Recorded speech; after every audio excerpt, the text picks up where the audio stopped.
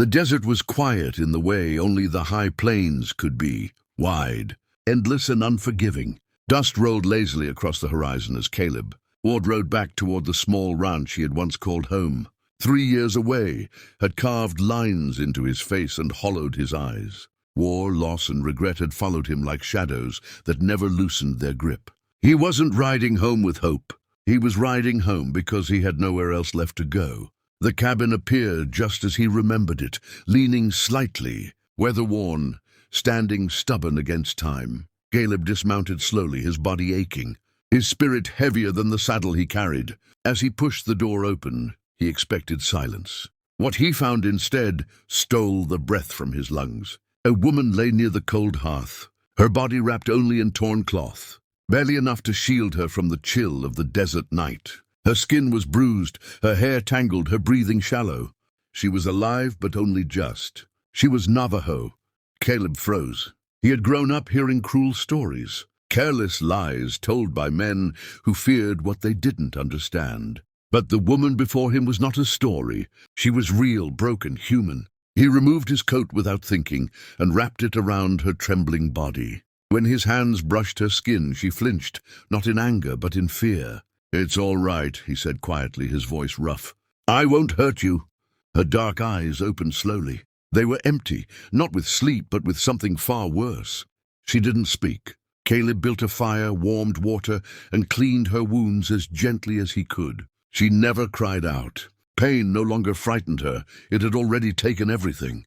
Days passed. She remained mostly silent, eating little, staring at the walls as if waiting for something, perhaps death, to finally arrive. On the 4th morning she spoke. "My name is Ashki Yazi," she said softly. "I had a family." Caleb didn't interrupt. He had learned in war that some stories needed space. "They were taken," she continued. "Illness first, then hunger, then men who saw me as something to use, not a person to spare." Her hands curled into fists. "I survived when I should not have. That is my punishment." Caleb swallowed hard. He had felt the same guilt, surviving battles when better men did not. "You're not being punished," he said. "You're still here for a reason." She looked at him then, truly looked at him. "I have no clothes," she said, voice flat. "No home, no people, no reason left to keep living." The words struck him harder than any bullet ever had. That night, Caleb placed folded clothes outside the room she slept in. Simple garments, clean, respectful. He turned away, giving her dignity where others had stolen it. The next morning, she stepped outside wearing them. For the first time, she stood tall. Days turned into weeks. Ashki helped with the garden, learned the rhythm of the ranch. Caleb never touched her without permission, never asked questions. She wasn't ready to answer. Slowly, life returned to her eyes. Not joy yet, but presence. One evening, as the sun bled red into the land, Ashki spoke again. "My people believe the soul can wander away after too much sorrow," she said. "It must be called back gently." Caleb nodded. "Mine too, I think." They sat together in silence, two wounded souls stitched together by shared survival. Winter came early that year. One night, Ashki fell ill, fevered, shaking. Caleb stayed by her side for 2 days, without sleep, changing cloths, whispering words he didn't even know he believed in anymore. When she finally woke, her hand found his. "Why did you save me?" she asked. Caleb's voice broke. "Because when I found you, I saw myself." Tears slid down her face, not of pain but release. Spring followed winter, as it always does. Ashki began to sing again, soft Navajo melodies carried on the wind. Caleb repaired the ranch, his hands steady, his heart no longer empty. One morning she placed a woven bracelet around his wrist. "This means you are family," she said. Caleb looked at her, really looked at her, not as someone he saved, but as someone who had saved him too. "I don't need saving anymore," she added quietly. "I choose to stay." He didn't answer with words. He simply took her hand, warm and certain. They were not a miracle love story. They were something better. Two people who came back from the edge together. The cowboy who came home with nothing left to live for, and the Navajo woman who had lost everything but found her soul again. Together they built a life, not out of pity or need, but out of respect, patience, and healing. And that was enough. Spring had softened the land, but it had not softened people. Word traveled fast in frontier towns, especially the kind that made men uncomfortable. By the time Caleb rode into Red Hollow for supplies, everyone already knew. The cowboy who lived alone at the edge of the desert was living with a Navajo woman. Men watched him from the boardwalks. Women whispered behind gloved hands.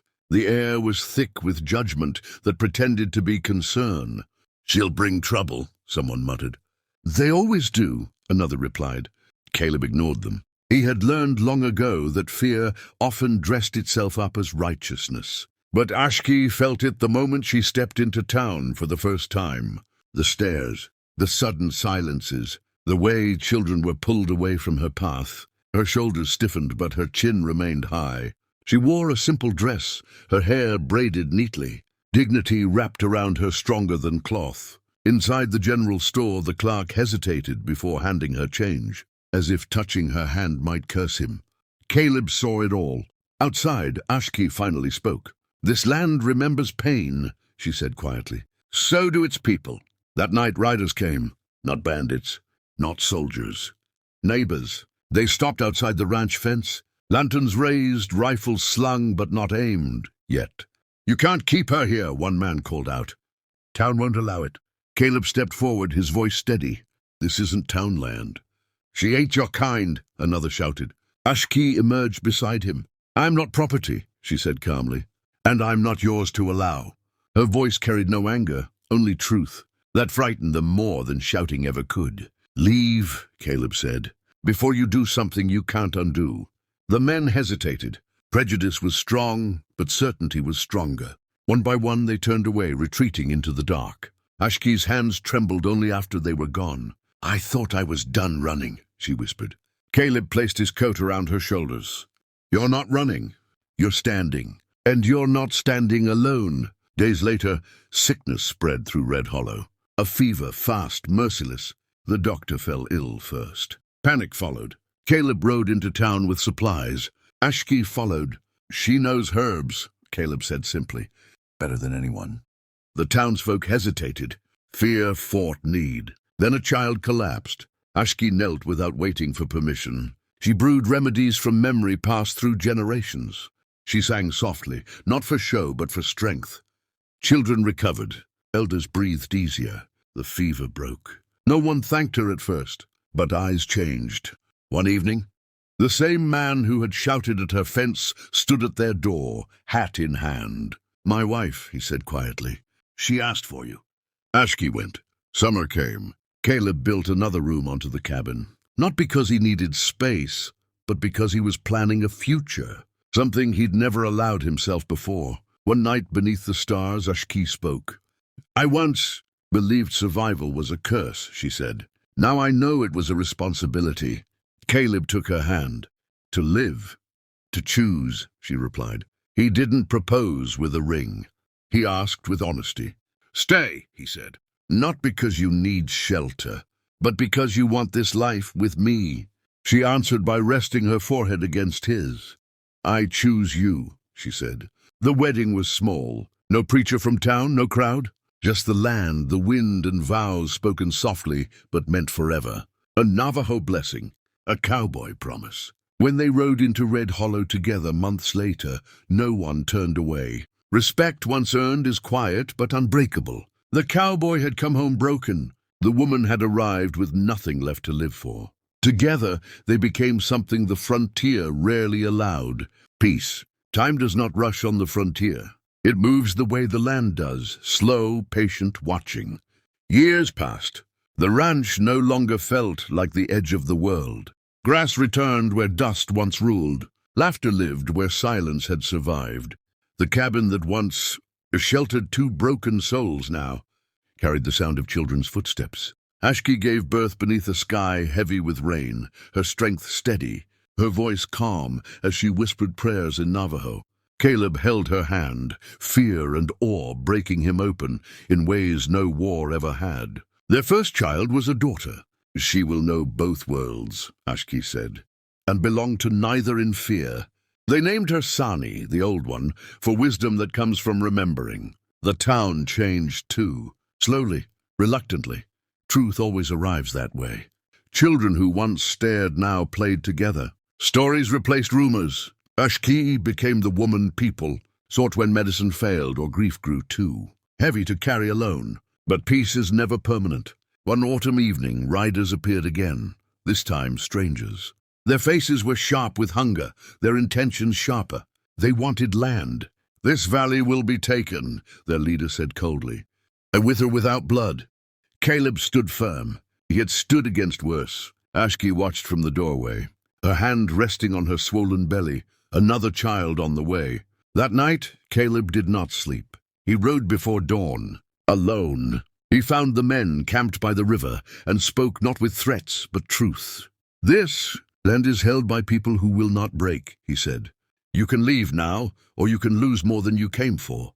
They laughed. The laughter ended with gunfire. Caleb returned at sunset, wounded, bleeding, but alive. He collapsed before reaching the door. Ashki screamed his name.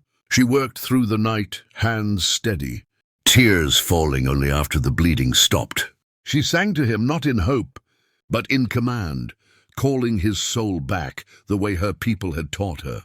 He lived, but something in him did not heal. Winter came harsh. Caleb grew quieter, thinner. He watched his daughter with a look that frightened Ashki, not with fear, but farewell. One morning he did not wake. Ashki sat beside him for hours, holding his hand, whispering gratitude instead of grief. He stayed long enough, she told the wind. That was his promise. The town came to the burial, not out of obligation, out of respect.